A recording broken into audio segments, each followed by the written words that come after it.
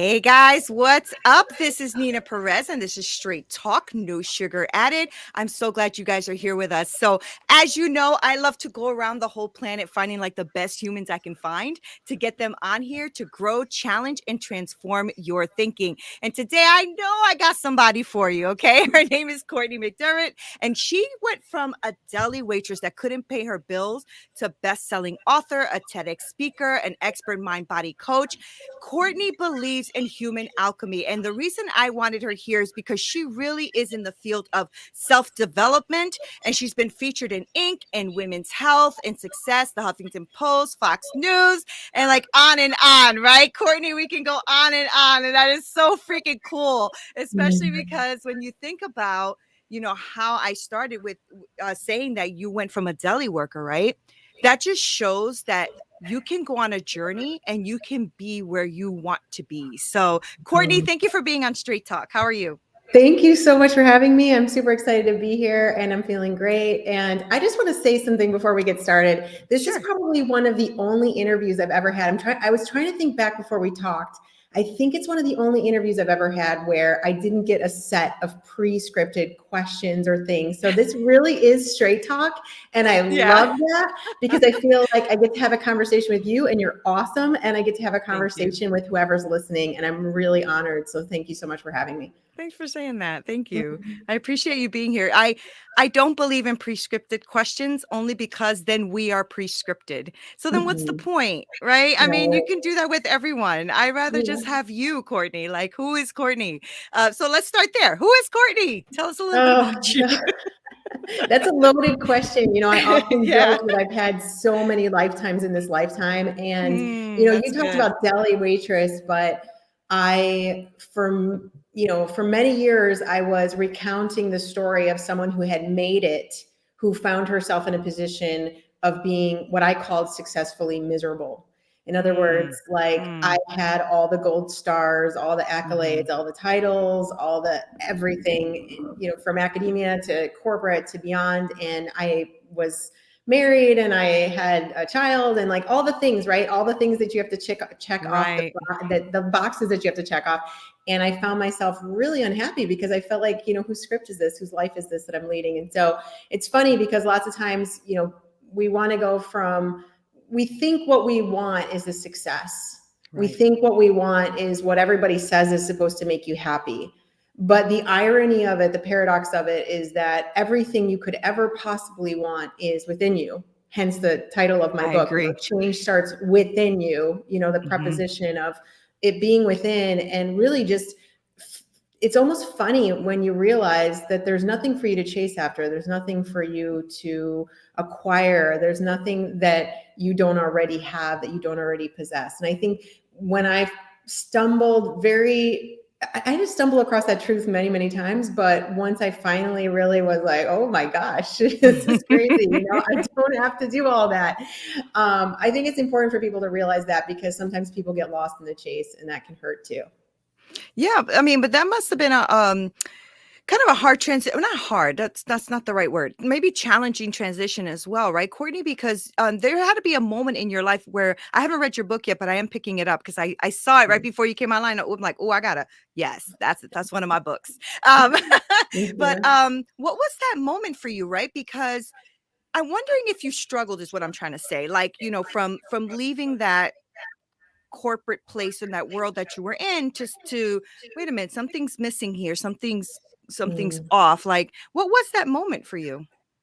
Yeah, I had multiple cold shower moments. And in fact, in my book and my TEDx talk, I begin with this story of me sitting on this private jet.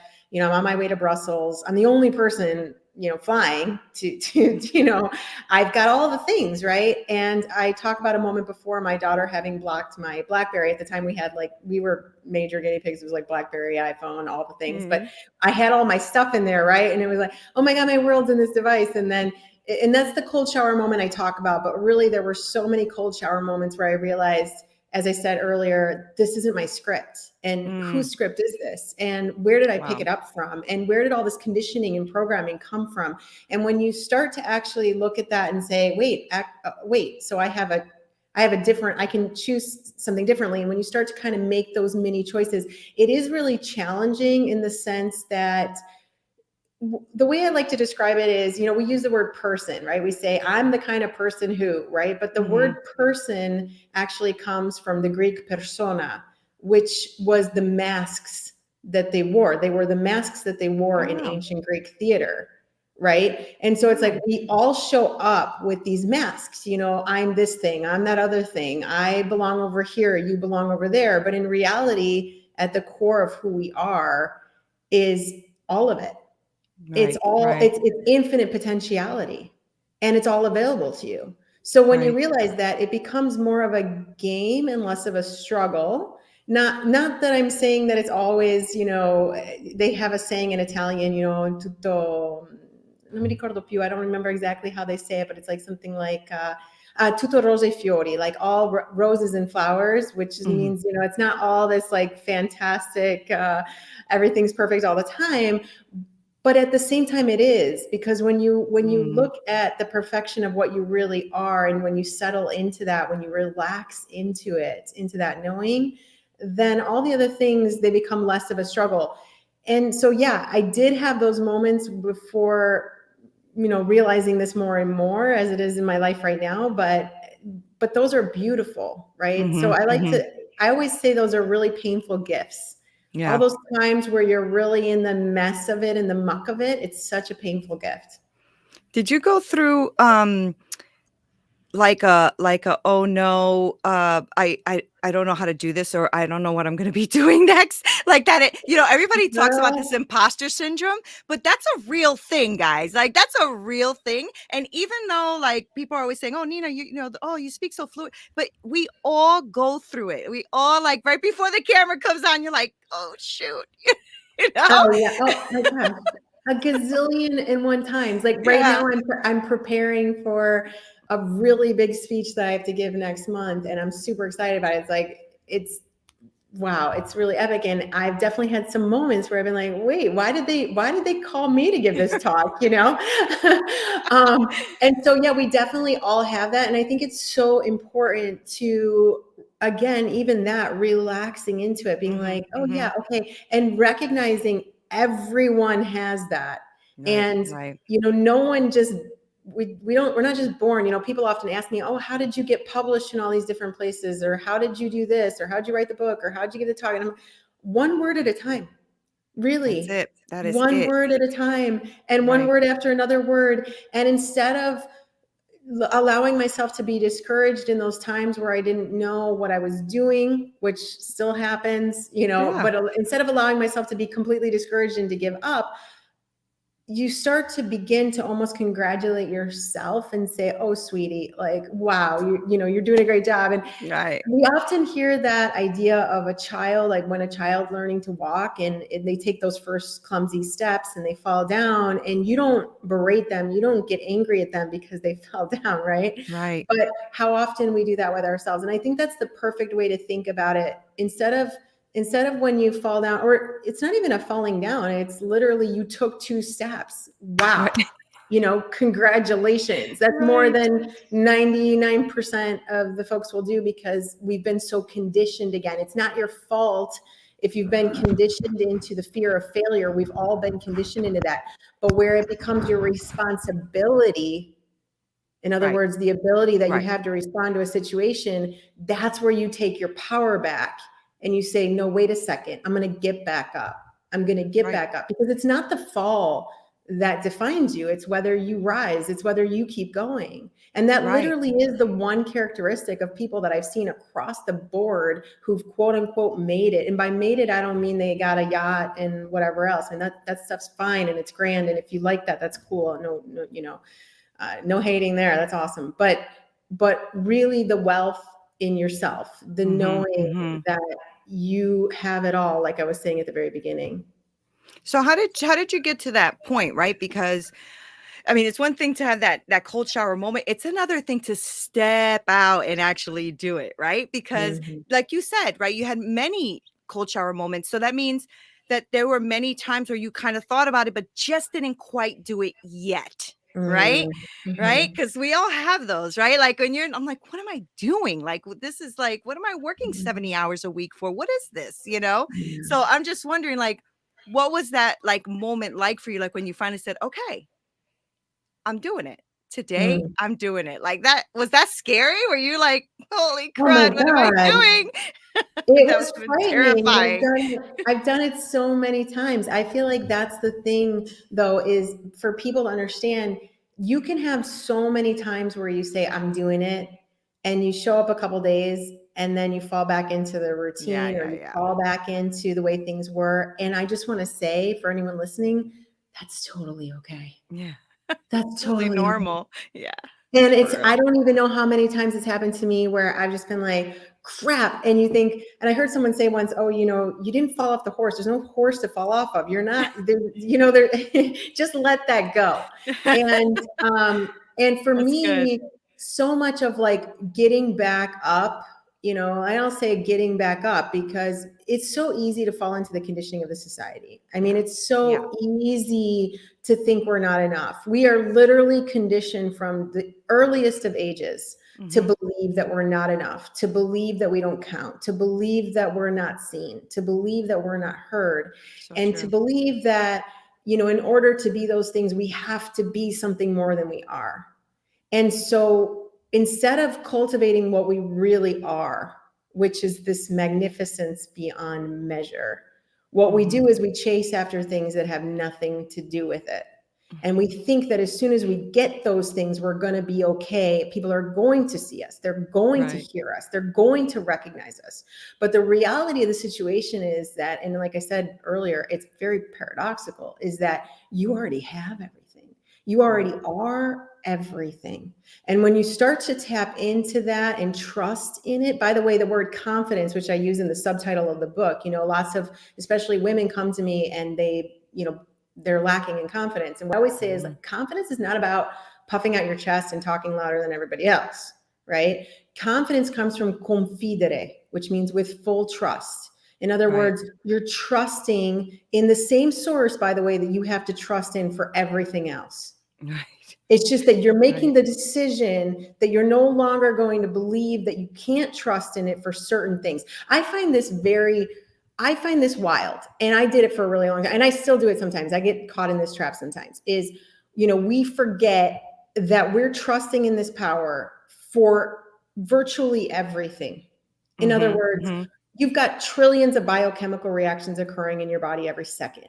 You are not trying to create a 5-year plan for those to go the way they need to go, to Right. communicate with one another. They're all communicating with another Right. simultaneously. You're not trying to control that in any way. You don't think, oh my God, is my heart beating? Is it not beating? Is my next breath coming? Right. You're not doing Right. that. We're not doing that, right? But yet, when it comes down to, am I, whatever it is, like, am I going to make it? Am I going to find the part? Whatever it is that we dream of in our heart. By the way, whatever you dream of in your heart is a creative impulse that comes from that same divine place, right? It's like you dream of it, you connect with it because it is meant for you. Right. And Right. if you will just say, I can trust, that's what confidence is. So yeah, I mean, there were multiple times, to go back, and this is a very long-winded answer to your I question, love but it.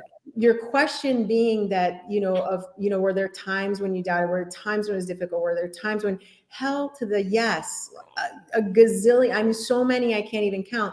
But I was lucky enough to understand fairly early on, and I'm still understanding this mechanism. I mean, I'm still understanding, like, trust, trust, trust, trust, trust. It's Right. perfect. It's perfect. It's perfect. No matter what happens, it's perfect. I just gave a talk on this earlier. Maybe we'll get into it later, but an experience I had recently where it was like, just had to be in total trust. And what I love about that is, like, there's this total trust piece, but there's also something else I think that was really important for me, at least, was I needed to have, and I think we all need this, the support. There needed to be Mm. something that was telling me, you're going to make it. Mhm. Because, even when I I talk agree. about deli waitress, that's removed from where I was before that. Right. Oh, And I've been in some dark places. So right. there were multiple times where I had to believe, in believing. It's a piece of that trust, which is that's the biggest part of it. But the other piece is having the support. And I often tell people, even if you don't have directly people in your lives, I mean, listen to podcasts like this, listen to Right. people who really inspire you, who remind you of the truth of who you are. Right. We're so connected. We are not just connected, we are truly all one. So when you realize that and you start to tap into the places that are going to remind you of the truth of what you are, your Mhm. power increases and your Yeah, trust in that's yourself increases. beautiful. Heck yeah. Girl, drop your mic and walk off. You're good. Like that, because I mean, that's really what I believe in it as well. And I also believe in evidence, right? So for me, like, look at your life. All of you who are listening, just look at your life, right? Courtney, like, you have been through so much crap already, and yet you are here. And if you're listening to this podcast, then you're still alive, right? Mhm. And if you're still alive, you've been through some stuff and have overcome. And I think we dismiss that too quickly, like, Mhm. I mean, I often talk about, all the challenges in my life, and people are like, how did you get through it? One day at a time. Mhm. Struggled a lot, but made it through. And then you start to think, okay, I can't discredit that. All of the Mhm. experiences in our life will help you to wherever it is you're going. It's not that you are those things, it's that they've built who the resilience of who you are. Do you believe that? Absolutely. Yeah. 100%. 100%. Yeah. I believe that we are more badasses than we think we are, right? Absolutely. And Yeah. especially, you noted that the majority of your audience are women, and especially women really struggle to recognize their Mhm. greatness. They Mhm. Oh, really yeah. struggle. And I want to say, if you're listening to this, if you've made it this far, if you're listening to this and you've made it this far, just by that alone, you've demonstrated what you're made of. Just by that. Mm. And I just want to Mhm. say, wow. I mean, I want to grab a hat. I've got a few in my house. I want to grab a hat. I want to take it off because That's awesome. it's just something. Just keep recognizing yourself, because we're told, oh no, especially as women, we're told, be demure, hide back from it, all those things. And I just want to say, no, like, party's over on that party, and we're starting another party as women, where we come together and we say, oh my Mhm. God, you are greatness, you are a Mhm. goddess, you are divine. The women, it was funny, because I was talking about, I call them my board of advisors, which are just like my closest girlfriends. And I Yeah. realized not that long ago, I was like, they're all women. They're all women. And I love men, don't get me wrong. And if you're any men listening right now, God bless you. I love men. But I was like, wow, all of my closest advisors, the people I turn to in Mhm. the moments where I really need that truth, or whatever that truth looks like, whether it's a business truth, a personal truth, whatever, they're all remarkable, phenomenal, astronomically beautiful women who I go to, who say, and the same for them, they just stand there shining. And I'm like, Mhm. boom, here we go. Mhm. And this is what, as women especially, we have to keep reminding ourselves, like, you kidding me? I don't know what story we've been duped, Yeah. but enough is enough. Come out and shine your light. Right. And I agree with that. And I also agree with the women networking together, because we shouldn't be competing with each other. If we're collaborating with each other and lifting each other up, we all win. We just all win. Right. Exactly. And I think that there's something that comes with that too. Like, being somebody who came from, I was born and raised in the projects and all that stuff, right? So really, like, fighting your way to, like, get six figures and try to get up there and all that kind of stuff was tough. But I realized one thing as I leveled up in my life is the competition dropped off. And it was Mm, all about networking and collaboration. And I'm like, wow, that's a shift in mindset, mhm, especially because I saw so many people, like, like, really just tearing each other down to try to get to that next spot. And then when you mhm, realize when you're at that next spot, like, we don't need to be tearing each other down. What is that? That's mm, a mm. really wrong way of thinking. Women should be supporting each other a lot, all the time, I think, Yeah, yeah. mhm. Yeah, I No, go was ahead. really lucky that even seeing that reality in corporate, I just Mhm. never got into it. And Yeah, me I neither. remember when I was a lot younger, I remember reading, I'm pretty sure I want to say it was Abe Lincoln, but actually now I'm thinking it was Benjamin Franklin.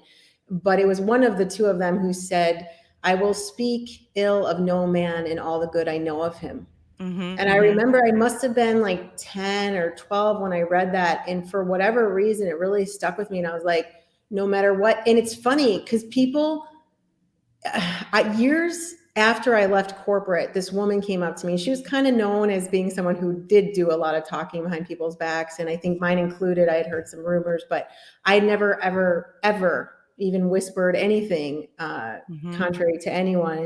And I remember in London years later, I ran across her at a workshop and she said, you know, one of the things that always struck me about you is your kindness and how you never actually, you didn't engage in any of the like backstabbing stuff. And I just thought, you don't even know, you don't know, and how that influenced her, how that Right. might have influenced other women, how that might have influenced other people, just to realize exactly what you said. We are not designed to be in competition. In fact, Right. when we're in competition, the body's in havoc. I write about this a little bit, tiny bit in my book, where I talk about the different cells of a body, right? And I say, if the cells of a body, imagine if a cell of the heart is trying to be a cell of the eye, right? Like Right. you have a Right. problem.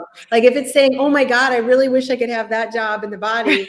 Right. No, you got a problem. Or if it's saying, oh, that cell's doing such an amazing job, I might as well take the day off. Like Right. I don't count. I'm not important, whatever that is.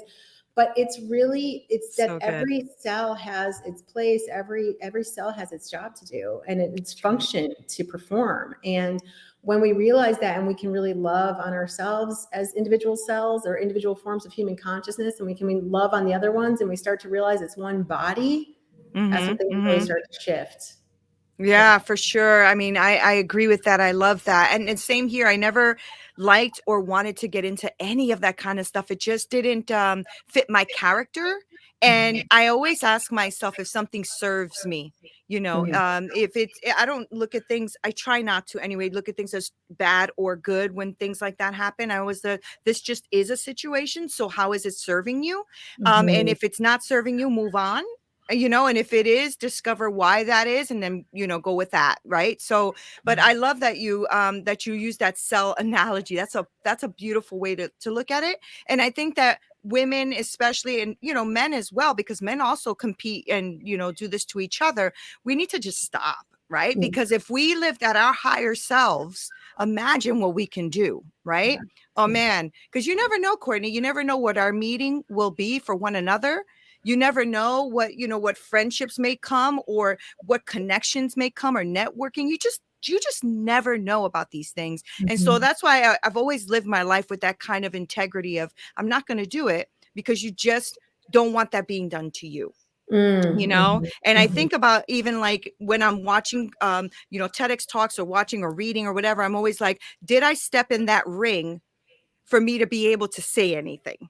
You know what I'm Mhm. saying? So all of these little trolls and stuff you get sometimes online, and I'm like, they haven't even done half of what I've done, or have experienced half of what I have. Maybe they shouldn't actually make comments. You know what I mean? Mhm. But I Yeah. live my life like that anyway. I try to.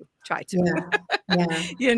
So I Yeah. know that you have something where you talk about, and I'm assuming that we've talked a bit about this. You talk about invoking the phoenix that lives within all of us, right? And Mhm. so isn't the phoenix what burns up and then comes up new, right? Yeah, Yeah. that's a great way Yeah. to describe that. So is it something that you're doing through programming or coaching, or how are you helping people find that phoenix within them? Yeah. Well, so the phoenix, yeah, it's the mythological creature, right? Hmm. That has to die to itself to be born again, right? Right. Oh, I And love that. when I say I've lived so many lifetimes in this life, that's exactly what I'm referring to. I had to kind of burn up everything. Yeah. And a lot of my work centers around science, but delivered in a really simple way. And so if you think about, even if you look at, and I look at quantum physics and neuroscience and epigenetics and just kind of a lot of different human potential studies, so that we can understand and we can bring together the parts that are missing in our Mm, individual puzzles, mm, or the collective puzzles, right? So when I do that, like take for example epigenetics, you in your genome, right? You have infinite potentialities available to you, and whether you're expressing certain potentials or not is really about the ones you're lighting up or not. mm. Right. And so when people start to understand, oh, wait a second, I can actually, here's how I love to refer. Here's how I like to think about it is, it's like you've got an infinite library available to you. And instead of saying, oh, which book do I want to take out today? Most of us are taking out the same book every single day and reading from the same book and saying, this is my life. This is my story. This is all I got. But the reality is you've got this entire library available to you.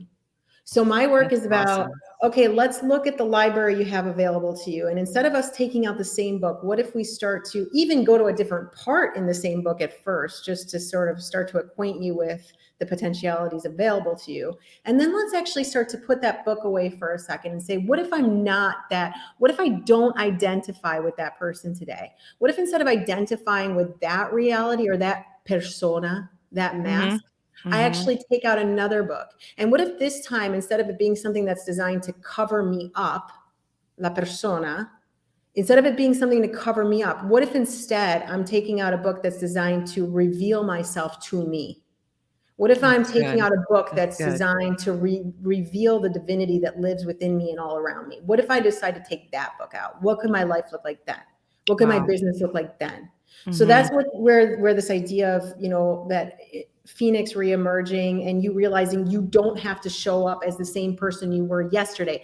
This is the one area, I feel like this is the one area, because 99.9999999% of what's going on, we have absolutely we have no control over. Like I said, you have no control over the biochemical reactions occurring in your body. I mean, you do in a certain sense, and that's where I'm going to get into the 0.00001%. But if you're not consciously directing anything that's going on, if you're sort of allowing yourself to step into that same person every single day, put your shoes on at the same time, or before that, brush your teeth in the same way, and eat your breakfast and grab your coffee and whatever, and all that stuff's grand. I'm not discounting any of that. I mean, do all that. Like, if you don't want to go out barefoot, whatever. If you're not on the beach, I love going barefoot whenever. Please brush your teeth. Please brush. Whatever, man. Yeah, I mean, whatever, right?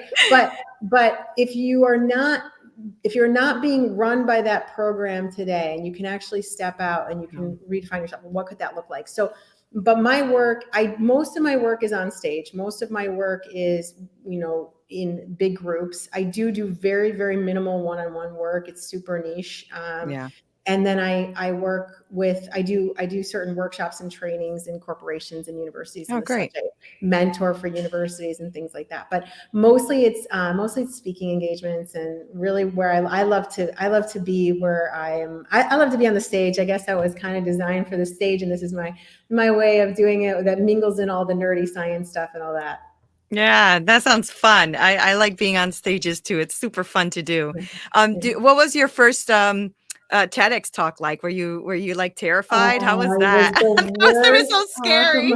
I'm going to tell you the truth, Neena. It was the worst. So it's funny because after that talk, I was having a conversation with one of my dear friends. This woman has actually, I'm not going to say her name just in case she doesn't want to be, but mentioned, but she has actually advised to Nelson Mandela, to President Obama. I mean, she has a personal recommendation from Nelson Mandela. And we were having the talk about the talk, and she said, how awful was it? And I was like, I am so, like, normally the stage is my place. She and I met on Oxford University's Said business stage, like years and years ago, probably a decade ago. And we were like magnets to one another, and we both love it, but we were like, oh my God, the rigor and everything. But I'm telling you, the next one I give isn't going to be anything like that. Like I actually am probably going to be giving another one this fall. And I'm like, I'm going to break all the rules that I was told I had to follow. I'm going to break every single one of them just out of principle, because I'm going to reinvent this talk.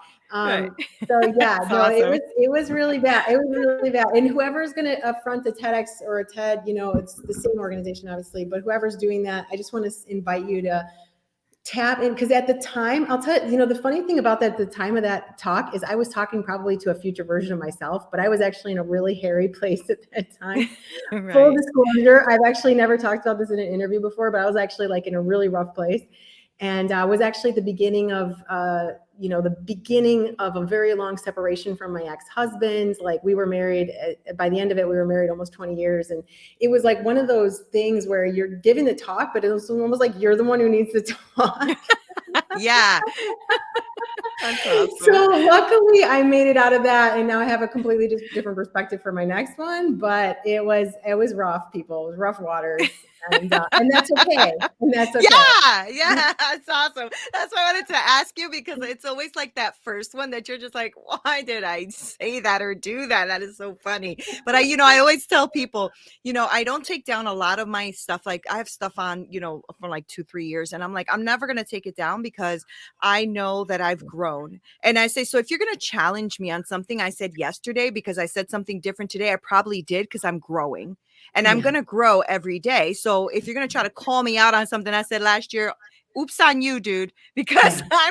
I'm growing. I'm growing Yeah. and I'm expanding. And that's just life, Cortney, right? So Oh my I God. love what you're doing. I love it. I'm going to pick up Same. your book. I love it. So before I let you go, I'd love to have you maybe tell my audience like where they can pick up your book or like follow you, like follow what you're doing. Cause I love what you're doing. And I want us to all like, be Cortnified, Thank you so much. And I definitely want to connect with anyone who's listening. Like I said, if you're here, you're part of this movement of women who are really stepping up and coming into Yes. themselves. And I congratulate you wholeheartedly. And Neena, your work, amazing. Thank Your book, you. everything you've done, congratulations. You're Thank you. phenomenal.